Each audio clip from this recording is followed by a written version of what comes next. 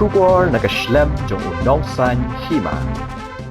Usimbot Menteri Rangbak Kejelau bak Presiden Tensong hakasngi balang ulak Kyntu ya Nongdie Madan bat kiwe da kikenhun badon benta bak Ïatreilang bat ke Sorkar hakani ke Jingpynkynriah Jaka ke badang ya cakmat tak bak kedau bakani ke senjam ketemu ban pensuk ya upajba bat ke sencar khadar ha ki Jaka sor abak kren bat kinong thok khobor uba Presiden uloong bak ke Sorkar kamnum penduk Jaka ya Nongdie Madan Henry ke Jingpynkynriah iki syaki Jaka balabuk kerpang ula banjur bakini ki kam kilong badon kam hakanong ba bat bakalong ke bertemu ban pensuk ke bakhambun ya upai ba uloong rubah ke Sorkar ke aji arab ban Jingpynkynriah Jaka ke ba arpau hajar tingka syaki Nongdie jingdi ki pasyakta apa penpai kitin ya ke Jingpynkynriah ba ke Sorkar ke bread ya Nongdie Madan ubah Presiden uloong bakani ke jigle kalong bitik ke rukom Jingpynkynriah Jaka bat omdai bakaweng dakabor ula Kyntu ya barok kikinhun badon benta bakin Ïatreilang barok kenang bakani ke senjam kanlong ke bayat bed ya inti nak benta ke jingbit jingbiang upai ba.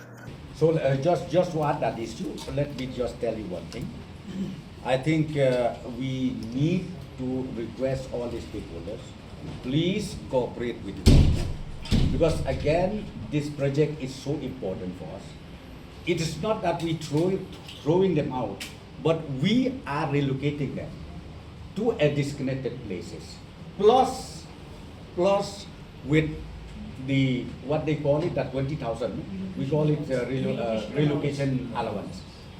Okay, so I would request all the stakeholders to please cooperate, and we would like to see that the public is at ease day or night time when you walk. I think you understand yourself also, because I've seen some group of people, they say why the government they throw them out, this, that. It's not the question of throwing them out.